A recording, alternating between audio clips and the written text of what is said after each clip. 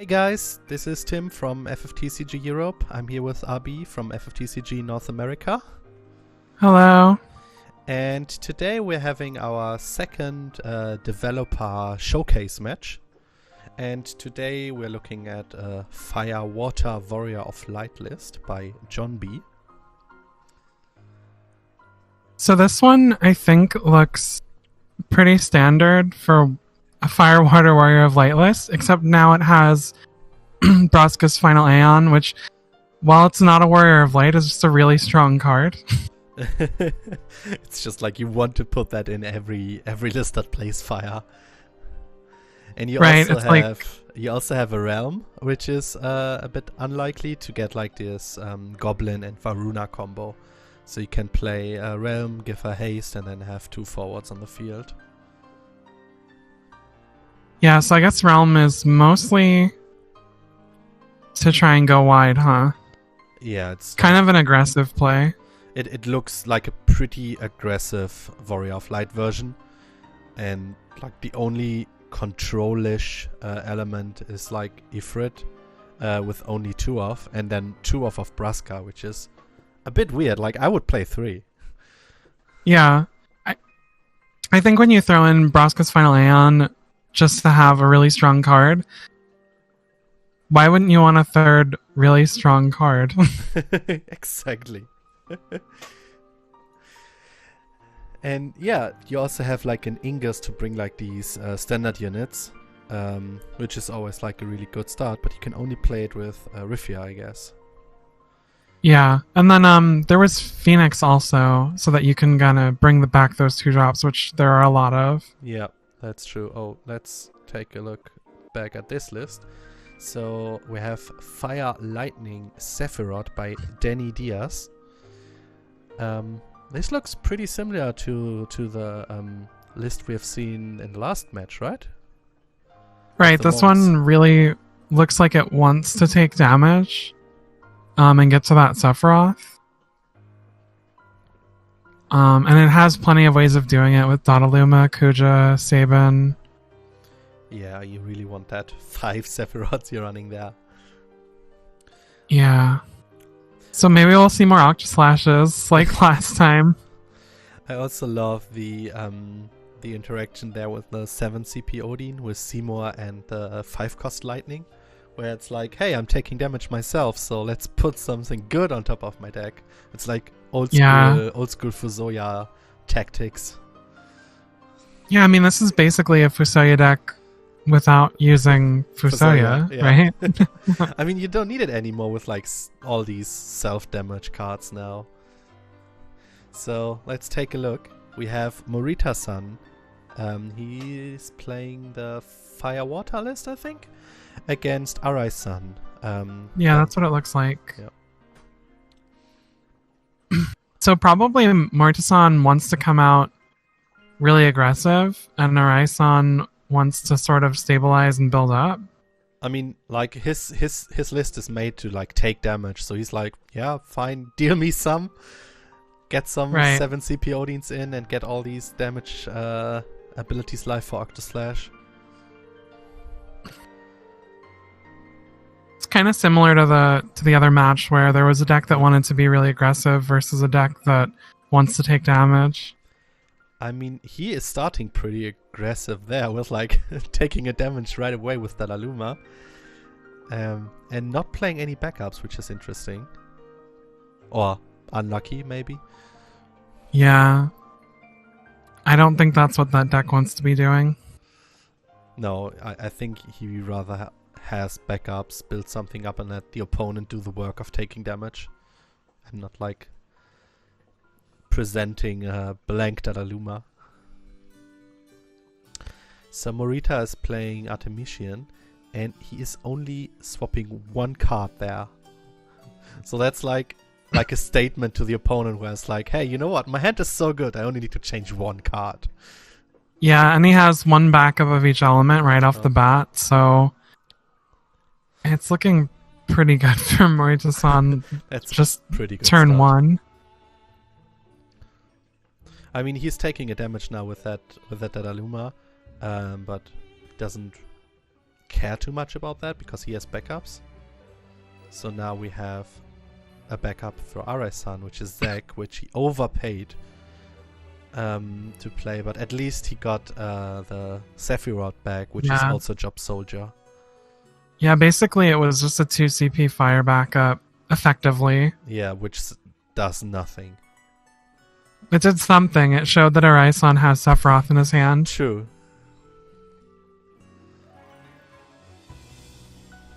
So in theory, it's even worse. Even worse. Yeah. I mean, it could also be intimidating for your opponent when you're like, hey, you know what? I got a Sephiroth. Don't push me to 4 damage or I will Octoslash. 5 damage, sorry. Alright, in the meantime, Marita's playing Arya and searching for a Warrior of Light, which is Warrior of Light.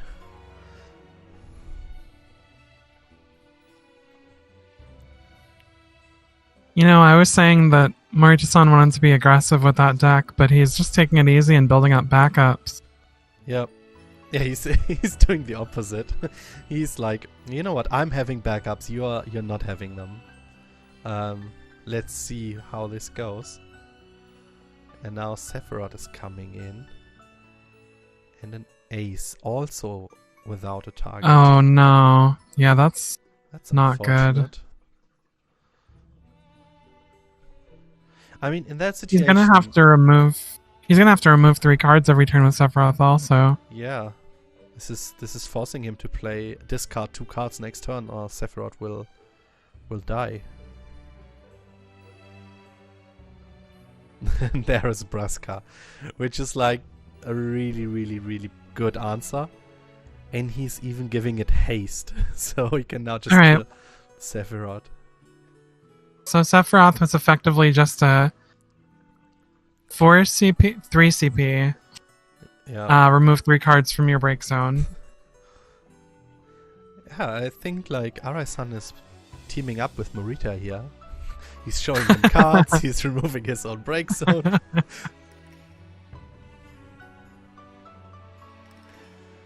So at least Adaluma has now dealt 3 damage. But technically more than that, but one of them was to Arai-san. True, he has dealt 4 damage. So he now plays Terra, showing the 7-cost Odin in his hand. And Braska will just kill her on swing, right? Yeah, I don't think there's anything really that's gonna pull him out of this. I mean, we're now having Varuna, which then will turn into a forward when Arai-san takes the damage, which is great. And we are getting a Seymour. So, is there any summon that you now want on top of your deck after the attacks are already played? Well, that's a good one. That's fine. I take that.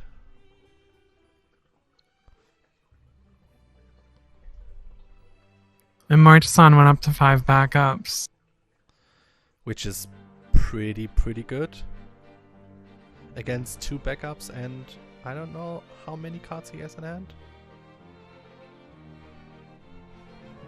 Can't have much. So Daraluma is now having Brave, right? On damage 3? I believe so, yes.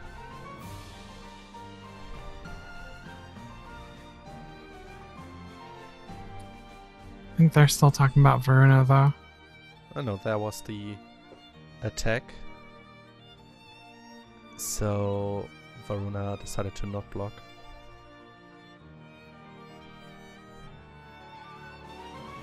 Now I'm curious what's coming. He's paying 5 for lightning to put Odin back on. Oh, to put Odin on top. I mean, that's a pretty good protection from getting an attack, I guess. Oh, that's pretty decent. So Kuja's killing Varuna, and then he takes the damage to kill Braska. That's pretty good. I like that. I mean, he's empty-handed now, so that was a pretty costly move. But he got rid of all the forwards, so let's see if it can bring him back. One problem right now for Raison, though, is that Mortis-san has those ninjas. So he can actually just turn the game around pretty easily. Yeah. Or close out the game pretty easily, I mean, he can make 2 forwards not being able to block. Yeah, that's pretty decent. And he can flute the board so easily. So now we have Rifria into Ingus. If he now has another standard unit in hand, that's 3 forwards in 1 turn. I think I saw Porom in his hand. So I think there might not even be a standard unit. Yeah. This may just be a play because there's nothing better. Yeah, that's Porom and Leviathan. It looks like 2 Poroms. Or 2 Poroms even. Well, there's no play coming, I think, yeah.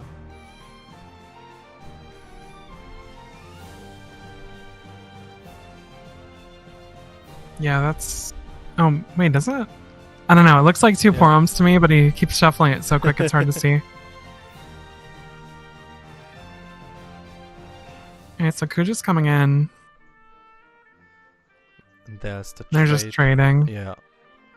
And then another trade. Okay, yeah, so... I mean, Morita-san has 5 backups. Araya-san has only 2, so he's fine with that trade. Yeah, you're right. That's 2 Poroms, a Phoenix, and an Ifrit now.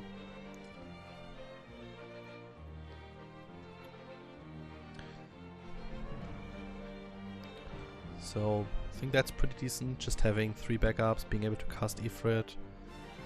Because he has also no summon in his break zone, so Arathan could think about killing the Porom and could just Ifrit something and then get it back. Raison also doesn't have a lightning backup. Yeah. So he is fairly CP starved. I mean, that's a pretty solid forward for now. He's out of the kill range for Ifrit and just 1 CP, that's fine. Unfortunately, it doesn't matter too much because of the ninjas. Yeah. That's true, he can just ninja and then Porom can swing for a sneaky point of damage.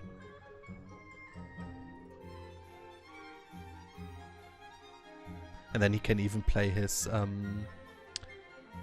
he has 2 more backups in hand when I can see that.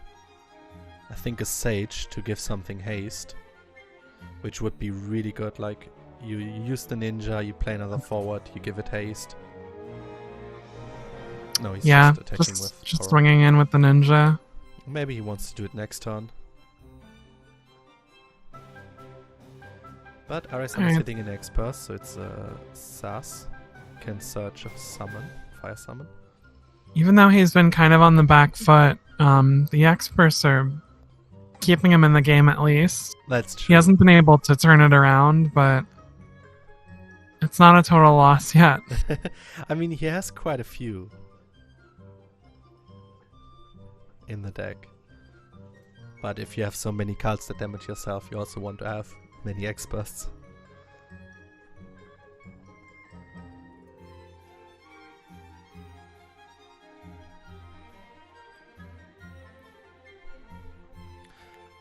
Like, I wonder if in that situation there's still a ninja up. You could also just attack, right? Unless you play like 1-2 more forwards. So what do we have? A puck. Yeah, it's basically because of the ninjas. Araisan is on a timer to win. That's true. Oh, I like this one. He's basic. Yeah, that would have been a good play if it wasn't for the Phoenix. Yeah. I mean, not that Araisan knows that. I mean, it's such a great play if your opponent does not have a Phoenix in hand, which will just kill both.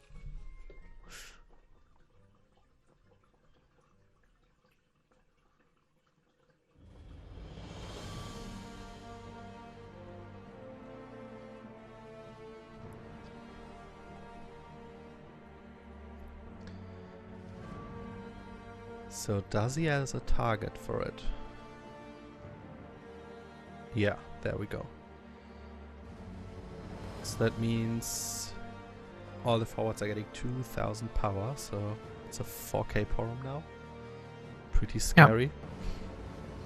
And a 7k Warrior of Light? Yes. Oh, but it'll be dull anyway, so it doesn't matter. The 4CP one comes active. Right. Yeah. So that means that he can't attack with Yecht now because Warrior of Light could now trade.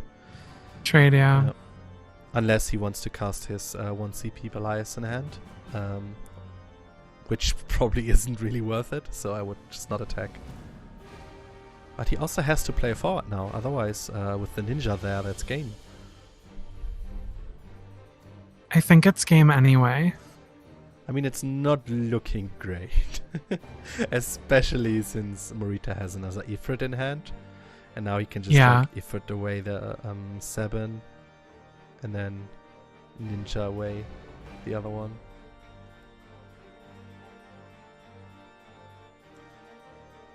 And I think he has also no cards in hand, right? It seems like he has no cards in hand. Yeah. Well, then he can only hope for a good X-Burst.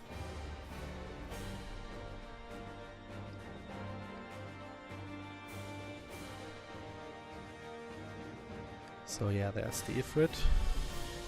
Then the Ninja. And let's see if the X-Bursts are coming. 7 CP Odin. No. That's game. GG. Alright, that was an interesting game. It went completely different than we originally thought. Yeah, but Morita-san just used the deck's summons and recursion to keep himself built up while he was preventing Arai-san's... I don't know that I want to call it aggression because he did start out by hitting himself, but... He was trying to be a little more aggressive at the start, and this deck, even though it's typically, it looks like it's typically supposed to be an aggro deck, has enough tools to kind of stay in it, even if someone's being aggressive against you. And then just use your recursion to go wide and sneak in with your ninjas. Yeah. I mean, it definitely sounds pretty consistent with the way the deck is built.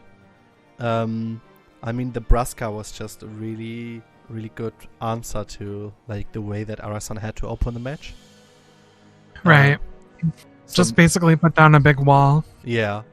Which is the only card in here that could do that. Because, if you look at all the other numbers, you just see maximum 8k. Which could just maximum trade or even lose to the Belias, which he was playing quite a few. Right. So Braska was, and especially since he was able to haste it, was really, really good.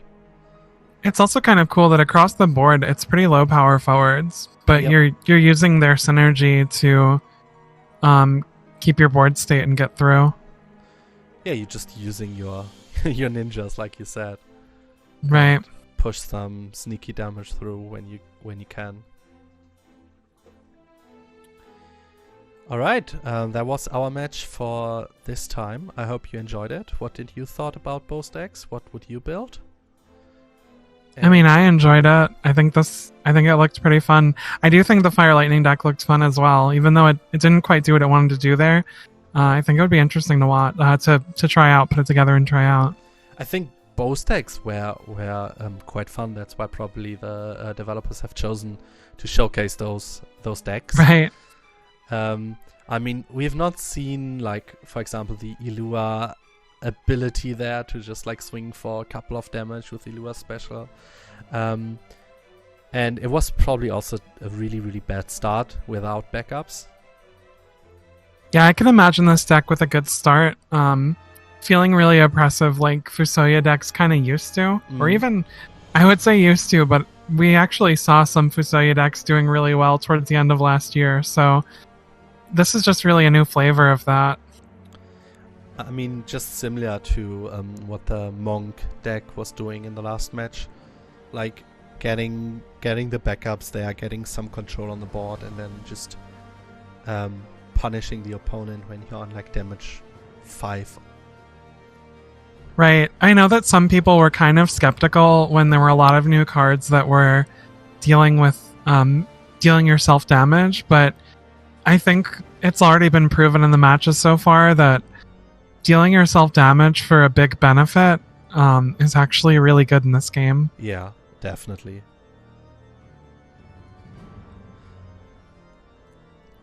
I mean... So anything else? Just wanted to say, like, many players still are struggling a bit with, like, using damage as a form of resource. And you just need to see, like, you're only losing the game if you're on 7 damage. Everything before is fine. Like, even if you're on 5-6 damage, this is just making some of your cards better, or giving you more opportunity to hit like your X-Burst, getting you some extra cards, getting you some extra resources. So as long as you can have the damage, it's fine. You don't need to block damage too early. You don't need to like care about that too much. And it's just another resource until you have lost or won. Yeah, and especially now that like Sephiroth with Octoslash exists. Definitely. Yeah. Or Aranea. It definitely it makes that way more apparent. Yeah. At least I think so. Totally agree there. Alright, what do you guys think about that? I hope you enjoy that, and I hope we are seeing you for the next time.